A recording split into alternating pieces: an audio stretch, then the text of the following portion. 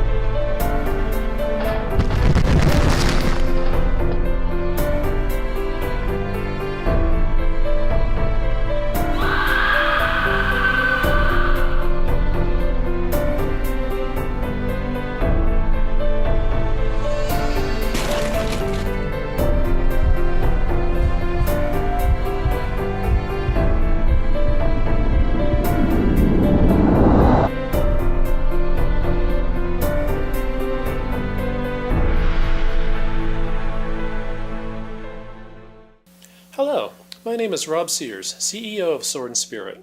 We're a small development group that is seeking funding to complete our 3D horror adventure game, Shades of Sanity.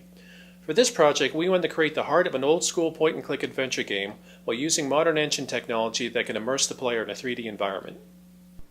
Hi, I'm Keith Leonard, Director of Technology at Sword and Spirit. You know, we almost made a game like this at Dreamforge, and I thought it was a great idea, mixing good 2D adventure game gameplay with high-end 3D environments. Hopefully you can help us make this one.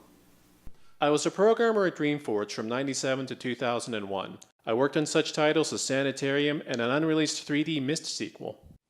I used to work for Dreamforge, and while I was there I shipped Warwind 2 Human Onslaught, the Unreal OpenGL driver for Unreal Engine 1, and I was the primary rendering engineer on the Dreamforge 3D engine.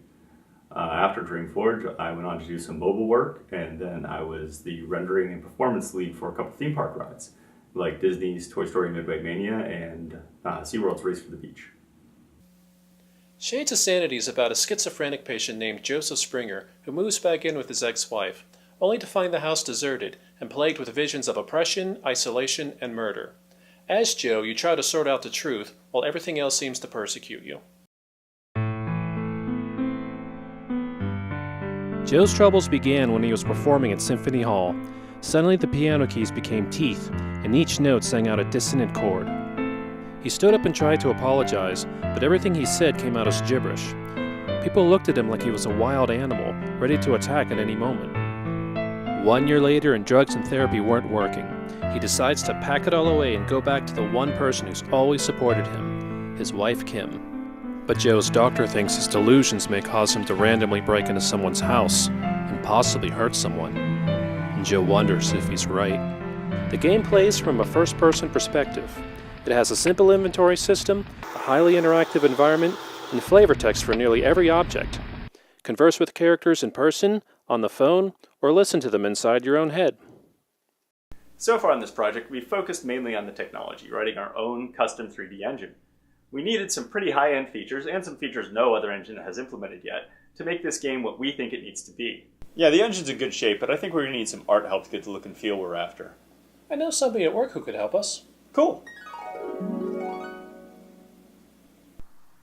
You like games, right? Would you like to work for us? We can pay you nothing. I've always wanted to work for nothing. I'll do it. Hey, sorry I'm late. Who are you talking to? I found us an artist. Dude, that's an empty cubicle. There's no one there. Yeah. Good talk.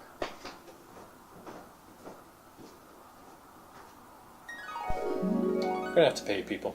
Yeah. To finish the game, we're going to need funding from modelers, texture artists, and animators, and possibly voice actors.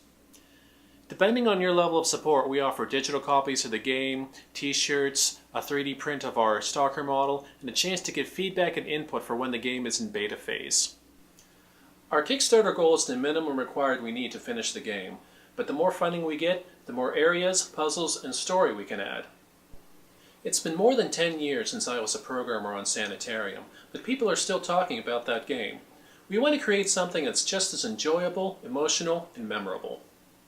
Instead of drenching our players in dark, closed, gory environments all the time, we have a variety of locations, some that are open and sunny and inviting, and some that are strange, unlike anything you may have seen before.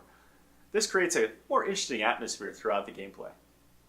The game's puzzles are more environment-based as opposed to relying too heavily on the classic inventory system.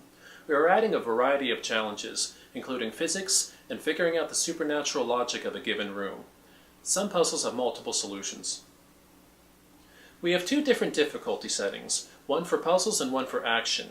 The action difficulty gives the chance to add danger to life and limb.